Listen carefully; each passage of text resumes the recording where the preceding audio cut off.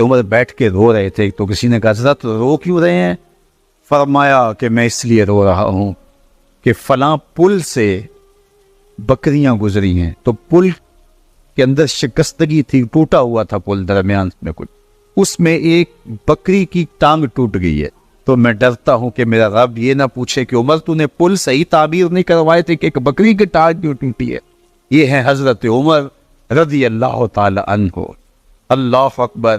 تو اللہ تعالیٰ جل شانہ نے حضرت سیدنا عمر بن خطاب رضی اللہ تعالیٰ عنہ سے جو کام لیا، مختصر دور خلافت کے اندر 10 سال 6 ماہ 4 دن آپ نے خلافت فرمائی ہے، لیکن کہاں سے چلے اور یہاں مکران تک، بلوچستان کا حصہ ہے، یہاں تک آپ کی سلطنت کی حدود وسیع، ادھر آرمینیا تک جا پہنچے، حمص فتح کیا، قادسیہ، یرموک۔ آپ ذرا دیکھیے کہ کہاں تک آپ کی فوجوں کے گھوڑے دوڑتے رہے، اور اللہ تعالیٰ جل شانہ نے ان کو جو توانائی، عدل و انصاف کی قوت عطا فرمائی۔ اللہ اکبر۔ جب زمین پہ عدل کیا ہو تو زمین بھی حکم مانتی ہے، اور حضرت عمر وہ تھے جن کا حکم ہوائیں بھی مانتی تھی، زمین بھی مانتی تھی، جن کا حکم جو ہے وہ آگ بھی تسلیم کرتی تھی اور دریا بھی ان کا حکم مانا کرتی۔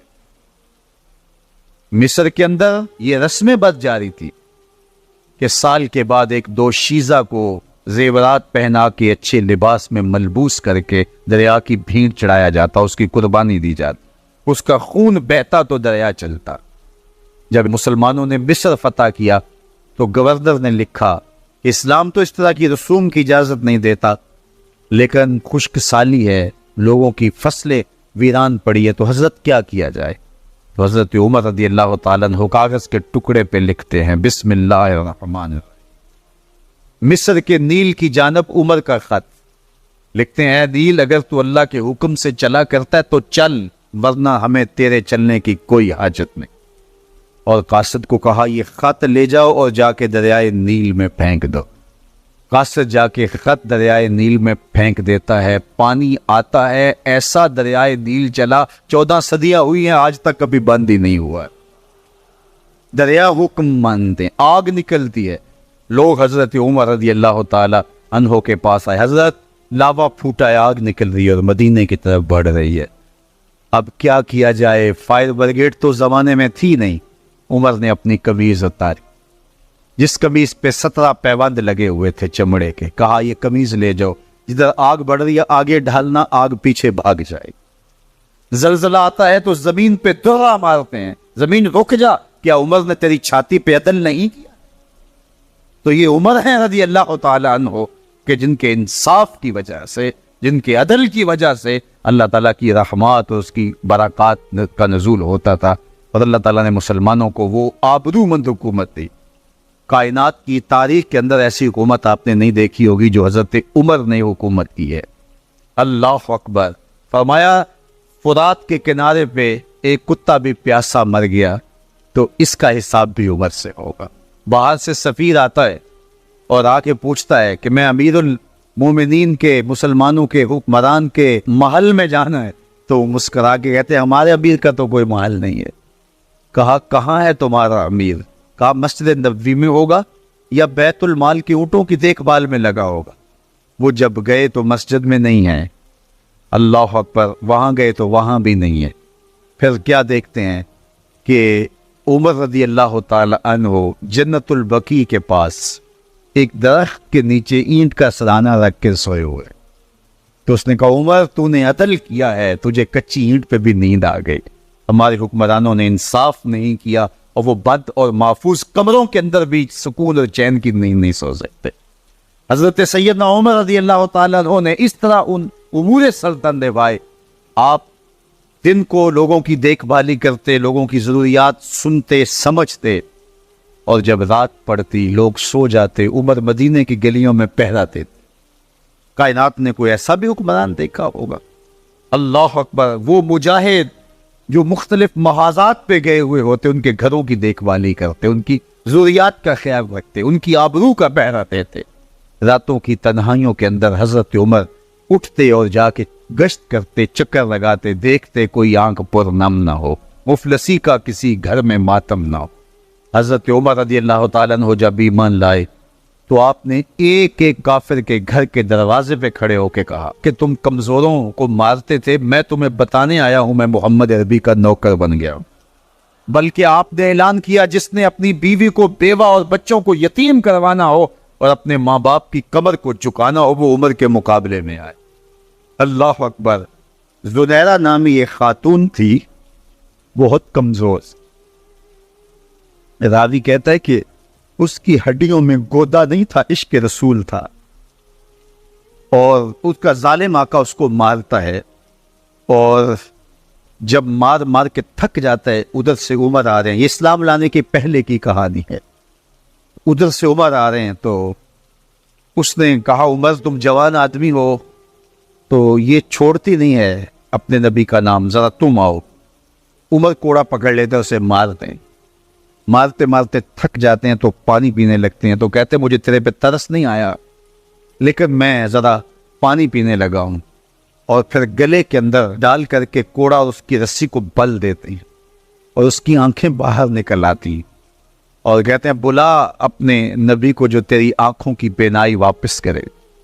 اللہ اکبر۔ تو اس نے آسمان کی طرف منہ کر کے کہا مالک میں کبھی بھی آنکھوں کی بینائی نہ مانگتی لیکن اب تیرے نبی کی عزت کا سوال ہے۔ آنکھوں کی بینائی واپس ہو جاتی ہے۔ زنیرہ کو بڑا مارا، آج عمر گلیوں میں آنکھوں میں آنسو ہیں اور عجیب دل بے تاب ہے، اور کہتے ہیں آؤ بھئی میں حضور کا غلام بن گیا ہوں، تمہیں بتانے آیا ہوں۔ زنیرہ نے موڑ کاٹا تو آگے عمر یہ آواز دے رہے تھے۔ زنیرہ ایک کونے پہ کھڑے ہو کے رو کے کہتی عمر تم تو بڑے اس دن جوش و غضب میں تھے اور تم مارتے ہوئے تھکتے نہیں تھے۔ تو عمر نے کہا زنیرہ اس دن میں نے دیکھا نہیں تھا، اب میں محمد عربی کو دیکھ آیا ہوں۔ جنہ ویکھیا نہیں ہو کرن گلاں، جنہ ویکھیا نہیں ہو کرن گلاں، جنہ ویکھیا ہو تے بول دے نہیں، جڑے محرم راز حقیقت دے اور راز حقیقت کھول دے نہیں۔ تو حضرت عمر رضی اللہ تعالیٰ عنہ ایمان لائے۔ حضرت عبداللہ ابن مسعود رضی اللہ تعالیٰ عنہ فرماتے ہیں کہ حضرت عمر کا ایمان لانا مسلمانوں کے لیے عزت کا سبب تھا، ان کا ہجرت کرنا مسلمانوں کی نصرت تھی، اور ان کی خلافت مسلمانوں کے لیے رحمت۔ حضرت عمر رضی اللہ تعالیٰ عنہ وہ ہیں کہ میرے حضور نے فرمایا لوگوں جب نیک لوگوں کا ذکر کرو تو میرے عمر کا تذکرہ ضرور کیا کرو۔ میرا عمر وہ ہے کہ جب وہ ایک سمت سے آ رہا ہو، ایک گلی اور بازار سے آ رہا ہو تو شیطان بھی آ رہا ہو، عمر کو دیکھ کے راستہ تبدیل کر۔ حضرت عمر رضی اللہ تعالی عنہ کی طبیعت کے اندر جو جاہ و جلال تھا، طبیعت کے اندر جو سختی تھی، وہ اسلام کے اندر آ کر بھی قائم رہی، اور آپ نے وہی سختی، وہی جاہ و جلال جو پہلے مسلمانوں کے خلاف تھا، اب کفار کے خلاف، منافقین کے خلاف حضرت عمر کی طبیعت کے اندر وہ جوش و خروش بدستور موجود ہے۔